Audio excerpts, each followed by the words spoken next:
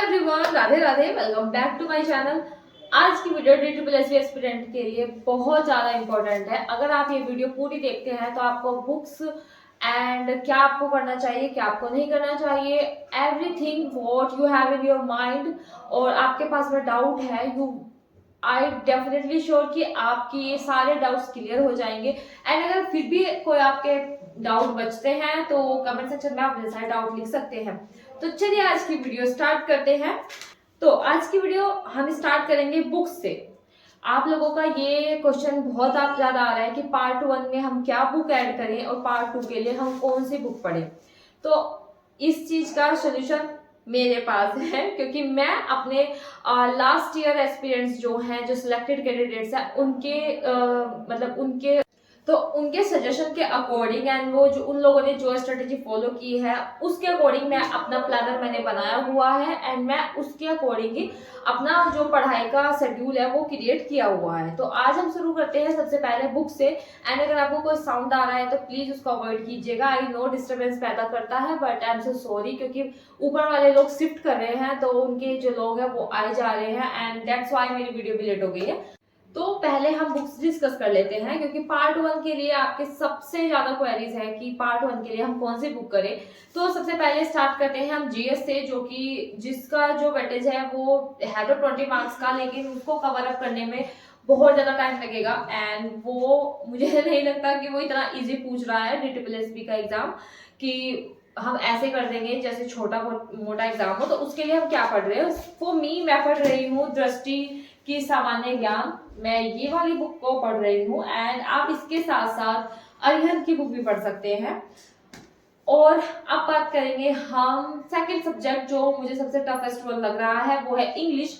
English के लिए मैं आपको अपने नोट्स भी दिखाऊंगी एंड मैं क्या फॉलो कर रही हूँ मैं वो भी दिखाऊंगी। तो फॉर ग्रामर मैं यूज कर रही हूँ इंग्लिश नीतू मैम की एंड ये है वॉल्यूम 1 नीतू मैम की बुक है एंड नीतू मैम की ही मैं वोकैब को पढ़ रही हूँ। ये भी नीतू मैम की ही बुक है। तो वो वोकैब एंड इंग्लिश में ये सब कुछ कर रही हूँ। और उससे पहले जो मैंने वीडियो मतलब जब मैंने तैयारी स्टार्ट करी थी तो मैंने DSSB के लिए PRT के लिए सबसे पहले सोचा था, तब B.Ed इन थी। तो तब मैंने विपिन भाटी सर जो RW के हैं उससे मैंने अपने ये सारे इंग्लिश के नोट्स बनाए थे, ये वाले। तो मैं इसमें से ही पढ़ रही, क्योंकि उन्होंने DSSB को ध्यान में रख के एंड उसको मतलब कंसिडर करके ही अपनी जो क्लासेस दी थी वो दी थी।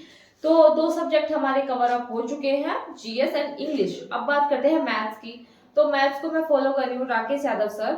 सबसे पहले तो उनकी ये बुक है प्रूडेंस क्लासेस की, जो मैंने उनसे क्लासेस दी थी। ये मैथ्स की है राकेश यादव सर की। आप अगर राकेश यादव सर से आपको समझ में नहीं आता है तो मैं आपको 2 टीचर के नाम और बताऊंगी। वो है आदित्य रंजन सर एंड आप RW से भी पढ़ सकते हैं, किसी भी टीचर से जो भी उसमें मैथ्स पढ़ा रहे हैं। मैंने उनका नाम याद नहीं आ रहा, लेकिन उनका जो क्लासेस है वो DSSB को ध्यान में रख के वे लोग बना रहे हैं। तो आप 2 सर को, सेकंड सर है गगन प्रताप सर, आप उनसे भी पढ़ सकते हैं। 2 सर हैं Aditya Ranjan sir and Gagan Pratap sir. और जो मैं आपको दिखा दूं कि मेरे मैथ्स के नोट्स जो हैं वो एसएससी की कोचिंग मैंने जब की थी तब के हैं। तो ये है वो मैथ्स के नोट्स, मेरे पास 2 कॉपी है ये वाली। तो ये मैथ्स के नोट्स हैं, मैंने ये भी आपको दिखा दिया। एसएससी की सिर्फ मैंने मैथ्स मतलब कोचिंग करी थी बट एसएससी का एग्जाम नहीं दिए थे, इंग्लिश से मुझे डर लग गया था। देन मैं स्टेट एग्जाम्स पे आ गई थी। 3 सब्जेक्ट हो गए। चौथा है रीजनिंग। तो रीजनिंग के लिए मैं आपको बताऊंगी, मैं सिर्फ अपना वीकली प्लानर देखती हूँ, उसमें से मैं जो है यूट्यूब पे टॉपिक डालती हूँ एंड देन मैं उसको कवर अप कर लेती हूँ। रीजनिंग के लिए मैंने हमेशा से यही किया है।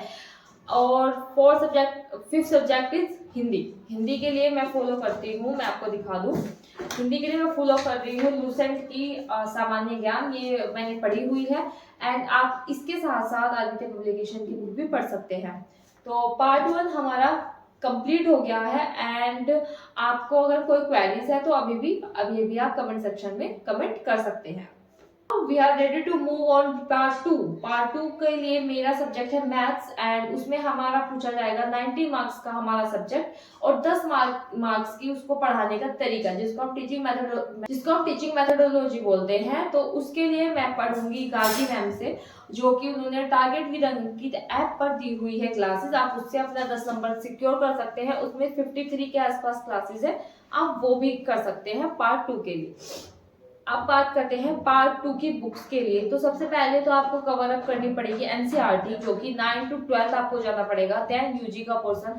उसके लिए मैंने करियर व्हील के मयंक सैनी सर की क्लास ली हुई थी, I am sorry, Mayank Saini sir की मैंने उसके लिए क्लास ली हुई थी, तो आप उसको भी कर सकते हैं। उसके नोट्स हैं मेरे ये वाले। देखिए सबसे पहले मैं आपको दिखा देती हूँ, ये है मेरी छोटी कॉपी जिसमें मैंने 9 से लेकर 12 तक के सारे फॉर्मूले राइट डाउन किए हुए हैं।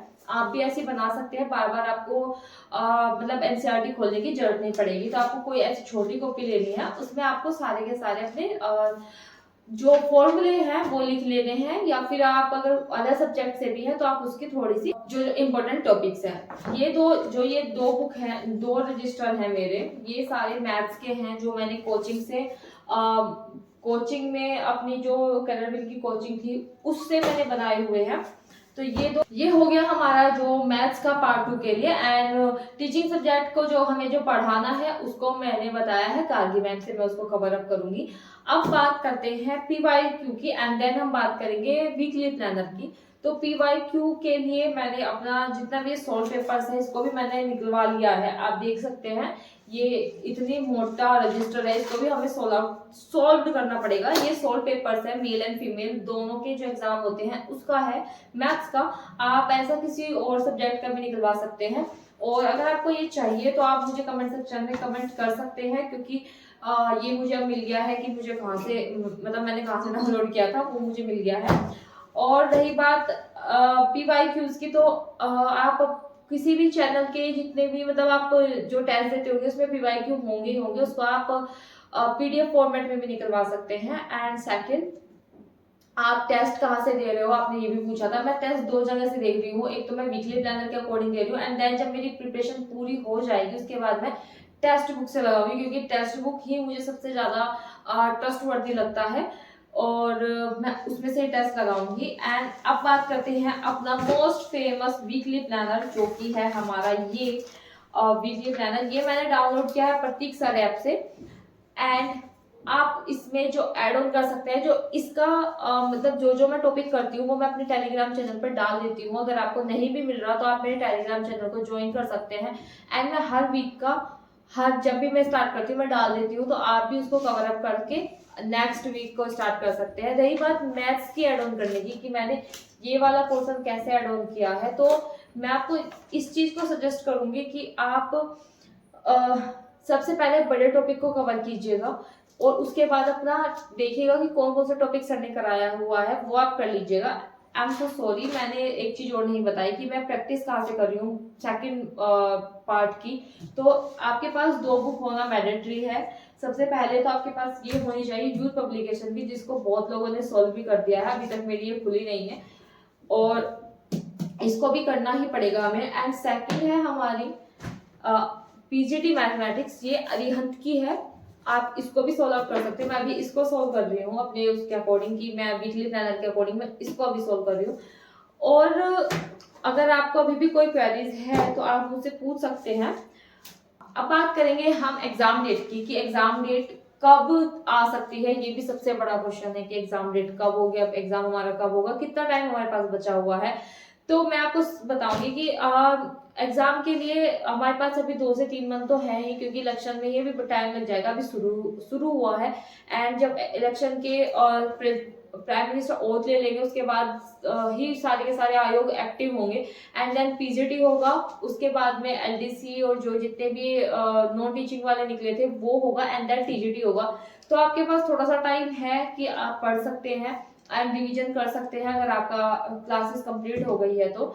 और रही बात कि हमें क्या चीजें अवॉइड करनी चाहिए एंड क्या चीज ऐड ऑन करनी चाहिए, सबसे पहले तो आपको फुल मोटिवेटेड होना चाहिए अपने लाइफ में कि मुझे ये चीज करनी क्यों है, क्योंकि सीट्स बहुत कम है टीचिंग एग्जाम के अकॉर्डिंग। DSSB में सीट बहुत ज्यादा कम है और उसको हमें इतने सारे लोगों में कम्पीट करना है, क्योंकि अगर मैं आपको टीचिंग की बात बताऊं तो जनरल में 200 कुछ सीट मेल की है एंड 100 कुछ सीट 198 या 92 सीट फीमेल की है, लेकिन उसमें सबसे ज्यादा फॉर्म जनरल में 44,000 पड़ गए हैं, क्योंकि आपके पास 500 भी सीट नहीं है जनरल में, लेकिन 44,000 फॉर्म है। एंड टोटल जो मैथ्स में फॉर्म गए हैं वो 65,000 के समथिंग गए हैं। तो 65,000 में हम 1,000 के आसपास की वैकेंसी में कम्पीट करेंगे। तो देखिए मतलब जो हमारा कंपटीशन है वो बहुत ज्यादा टफ है, तो आप लोग कहीं पर भी मात नहीं खा सकते। एक क्वेश्चन एक लड़की ने पूछा था कि क्या मैं मैथ्स पूरा अवॉइड कर सकती हूँ? जी नहीं, आप कोई भी सब्जेक्ट अवॉइड नहीं कर सकते। अगर अवॉइड करना ही होता तो मैं इंग्लिश अवॉइड कर देती, क्योंकि मुझे इंग्लिश में बहुत प्रॉब्लम आ रही है, बट मैं ट्राई कर रही हूँ कि उसको अच्छे से पढूं। आप कोई भी सब्जेक्ट अवॉइड नहीं करना है, क्योंकि आपके अगर आप 20 नंबर पूरे छोड़ के जाते हैं तो आप ऑलरेडी 20 नंबर तो पीछे हैं ही किसी से। आप किसी ये नहीं सोच सकते कि मैं दूसरे सब्जेक्ट में पूरे के पूरे मार्क्स ले आऊंगी या ले आऊंगा, तो आप कोई भी सब्जेक्ट को नहीं छोड़ सकते हैं। एंड ये रही मेरी पूरी की पूरी प्लानर, जिसमें आपको मैंने आपके सारे डाउट्स अभी क्लियर किए हैं। लेकिन अगर आपके फिर भी कोई डाउट है तो मुझे आप कमेंट सेक्शन में कमेंट कर सकते हैं। आई विल मेक श्योर कि मैं आपको उसमें रिप्लाई कर पाऊँ, और अगर कुछ ज़्यादा बड़ा इशू हुआ तो मैं फिर से वीडियो लेकर हाजिर हो जाऊंगी। तो आई होप कि आपको ये वीडियो अच्छी लगी हो एंड यूजफुल होगी आपके लिए, क्योंकि मैं जो मेरे दिमाग में क्वेश्चंस आते हैं एंड जो मैंने आपके क्वेश्चन पढ़े हैं वो मैंने सब कुछ ऐड ऑन किए हैं। और अगर फिर भी कोई चीज छूट गई तो आई एम सॉरी, आप कमेंट सेक्शन में कमेंट कर सकते हैं। एंड अब मिलेंगे हम कल के स्टडी ब्लॉग में, क्योंकि कल हमारा जो था हम एम्स गए थे एंड वहाँ पे जाने के बाद भूखे पेट गई थी, तो भूख लग मतलब सर दर्द हो गया था, पूरी बॉडी डाउन थी, पढ़ाई भी नहीं हुई थी एंड बहुत सर दर्द था, तो इसलिए हम नहीं आ पाए, अपनी पढ़ाई नहीं कर पाए। तो झूठ पढ़ाई तो मैं दिखाऊंगी नहीं, तो इसलिए आज हम पढ़ाई करेंगे और कल आपको ब्लॉग जरूर मिलेगा, स्टडी ब्लॉग। एंड प्लीज हमारे ब्लॉग्स को देखते रहिए एंड हमारे चैनल को सब्सक्राइब कीजिएगा। आई होप कि आपको हमारी मेहनत अच्छी लग रही हो। तो चलिए, Radhe Radhe and thank you so much. जय श्री राम।